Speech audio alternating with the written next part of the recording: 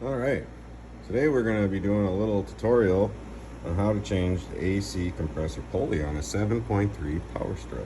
This one here is a 2001, and it's this guy right here we're going to change. She's walking all over the place, so first thing we're going to do is remove the coolant tank here, or reservoir if you'd like to call it, and then we're going to take off the pulley, take off the belt, and it's right down here is the tensioner. You can kind of see it. Get some light. So we're going to loosen that up, get the belt off, and then we're going to have to pull that bolt out there, take the first part of the clutch off, and then, well, we'll pick back up when we get there. Alright, to remove the reservoir, it's just 3 8mm bolts. You can see them down there. So we're going to go ahead and get that off here, and then it'll be the next part. Now once you got this out of the way, you can kind of just remove this line and spin it so it's out of your way. Now you have perfect access to that. So just another heads up too, you do want to check to make sure that it's not just your clutch and that it is that electronics are working. So I've already done this, but you can pull that off and test for voltage. And there's also an accumulator pressure guy over here. Oh, sorry I got this in the way, but that guy there had to be changed. That was one of my problems. It was kicking on and off. I didn't know there was pressure. They do tend to go because what happens is they're kind of at a weird bend at the plug, and it'll start to like pull the wires out over time. So, and just an FYI, if you end up having that problem, the plug you buy, at least for the 7.3s, comes with 4 wires, but it only requires 2, so you do have to kind of match them up when you go to do it.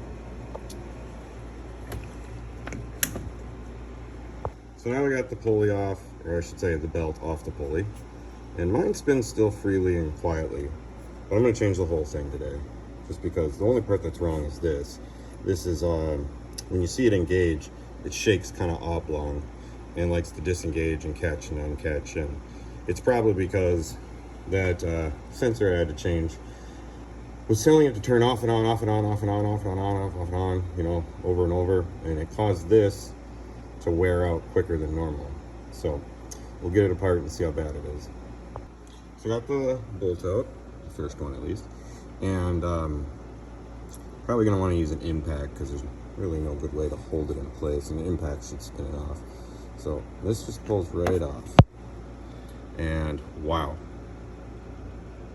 that's bad. There's a lot of grease and oil buildup and dirt in there. That's impressive, actually. And let's look at this back half here. You can tell here that the clutches and the little, it's just worn like completely out. Like there's grooves everywhere. Let's bring it over here. We got on the bench a new one we got from, I believe, Napa. This is what a new one's gonna look like. You can see all the grooves and indents on that one. You take a look at this one and it looks smooth like it's supposed to be. That's why we're changing this part too, because this one's obviously worn out as well on the other end if it looks like that.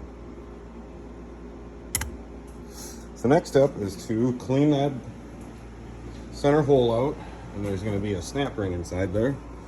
We're going to get that snap ring off, and we're going to pull the whole assembly apart, and then we'll get you some pictures of, or well, videos along the way. Now, I don't know if you can see it in there. I got it cleaned off somewhat. There's the snap ring in there. So you're going to need yourself a set of something like this. You can grab it. These are my good ones, but that's what I get for lending out my good ones. So I'm going to use these, get that off, and then show you the rest.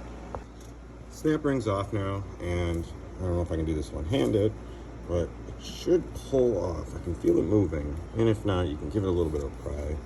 Some people say you should use a pulley puller to have one, but it's usually not that bad. Let's see here. So I had to set down the phone for a bit, but got it off. I didn't need to use a tool. I just needed 2 hands and evenly pull on it. And there she goes, she's off. Shaft looks good and clean actually on the part that it rests on. I mean, you might want to clean it up a little with some emery cloth or whatever if it's got some dirt on it. Next, we're going to pull this off. Now, this one can be tricky. Sometimes it pops right off. Sometimes, well, you got to get out the pry bar. So let's see what goes on next here. And I got it off. I did have to use the pry bar. It really wasn't a lot of prying. I just started on each side, slowly wiggled it, and it came off. Make sure you keep this lined up with the right side that it was on when it started. It's going to be kind of like this direction. You can tell that's what it looks like. Probably going to have to clean up that brim a little, and then we'll reassemble. So another thing to note when you're assembling, you got your new one here. Inside this hole here, you need to put a shim. That shim will dictate the distance between this, and the pulley.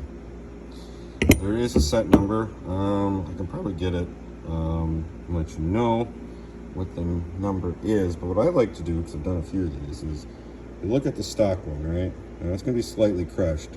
Pull the stock one out if you can with a pin, or a pick, I mean, and then try to measure it up, because your package is going to come with a bunch, all different thicknesses. And to get yourself close from the get-go, you can just kind of, do the same one. I mean, that doesn't always work. So you do want to check in with a feeler gauge afterwards, but usually it's a good starting point. So I'm going to get that out with a pick and see how thick it is. All right, got it on there. Had to tap it. Tried a rubber mallet, wasn't going, so I've also used like a point before and tapped on the sides. Don't do what I did and slip off and make a little dent on it. As long as it's not too deep, it should be fine. Otherwise, I'm going to just use the old one because it's fine. But yeah, don't do what I do. Learn from my mistake. Use something flatter or a calibrated board. But got her on there. You want to make sure, if you can see here, that it's flush up against here. Sorry if I can't focus, which it is. And you want to make sure it's like that all the way around. Now, it is time for this part. Goes on this way, and then use a snap ring to hold it in place. And I already went through the shims and found one that kind of was exactly the same. So we're going to try that one first. And if not, we'll have to space it out a little more.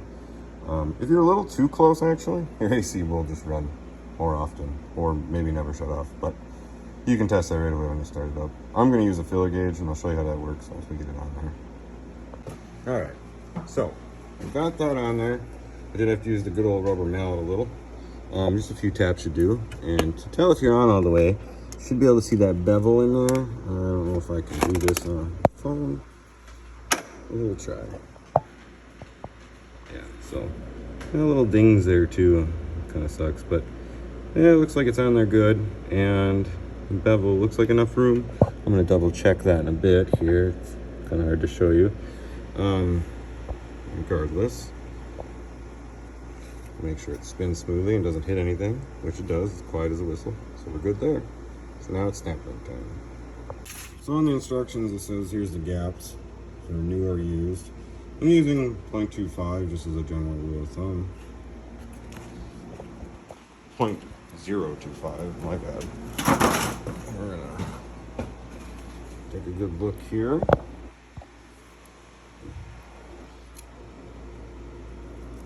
So you want to stick your feeler gauge up in here, get it in the crack. And that's good. There shouldn't be a lot of resistance. You want to go all the way around. That's what I do. I've already did this, so I'm not going to go down the back side, but you're going to want to check it with the feeler gauge. If everything's kosher and you don't need to change the washer out for a different size, you're good to go. You're going to want to tighten that bolt down just a little. It's going to be kind of a pain without an impact. You also don't want to go too ham, so usually just kind of hold it and kind of tap your wrench, get it kind of torqued down. It shouldn't spin off because of the way it spins. So now we're going to tighten her down and reassemble and give her a start. Well, we got her all set, all in place. Already tested her out, it engages and turns off when it should, so that's what it should look like on set. I mean, it's pretty self-explanatory, I guess. But yeah, that's it. Hope this is useful. Have a good one.